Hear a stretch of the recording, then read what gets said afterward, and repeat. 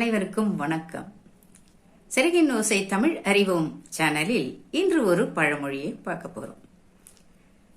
என்னடிமா, என்ன நீ இவ்வளவு கவலையா உட்கார்ந்துருக்க அப்படின்னு கேட்டேன். என் பக்கத்து வீட்டு தோழிதான்.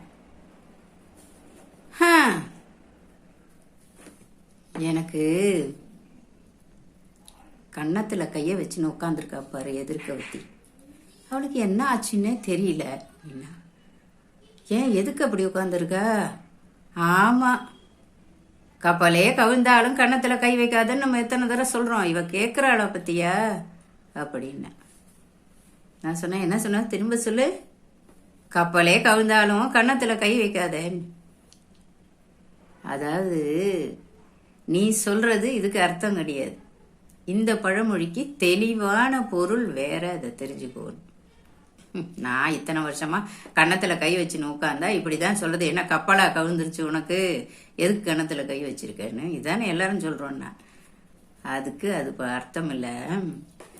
கப்பலிலே நீங்கள் வியாபாரம் செஞ்சாலும் சரி, அது உங்களுக்கு நஷ்டமாயிடுச்சு. அதாவது அந்த காலத்துல எல்லாம் என்ன பண்ணுவாங்கன்னா வாணிபம் செய்வாங்க இல்லையா. கப்பல்ல போய் ஊரை விட்டு ஊரு போய் பொருள் எல்லாம் வியாபாரம் செய்வாங்க. இது அந்த காலத்துல நம்ம சிலப்பதிகாரத்துல கூட இடம்பெற்றிருக்கு. நிறைய வணிகர்கள் வாணிபம் செய்யறது கடந்து போயிடலான்னு. அப்ப அந்த மாதிரி நீ பொருள் சம்பாதிக்கக்கூடிய திறமை உள்ளவன் எல்லாத்தையும் இழந்து நின்னாலும் கண்ணக்கோளில் கை வைக்காதே. கண்ணக்கோள்ங்கிறது திருடர்கள் பயன்படுத்துற கருவி. ஒரு வீட்டுக்குள்ள போய் அந்த செவரையே பிளந்து உள்ள போய் இருக்கிறத எடுத்துட்டு வந்துருவாங்க. அதுதான் கண்ணக்கோள்னு பேரு.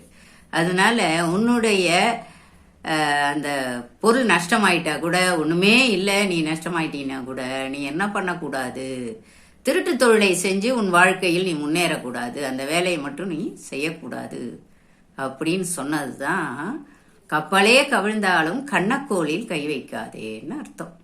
இப்ப புரிஞ்சுதா? ஓ, அதுக்கு இதுதான் அர்த்தமா? நான் இது வரைக்கும் இப்படிதான் நினைச்சு சொல்லிக்கிட்டு இருக்கேன் அப்படின்னா தெளிவா இனிமே எல்லாரும் தெரிஞ்சுக்குங்க. கப்பலே கவிழ்ந்தாலும் கண்ணக்கோளில் கை வைக்காதே. நன்றி. மீண்டும் அடுத்த பழமொழியில் சந்திப்போம்.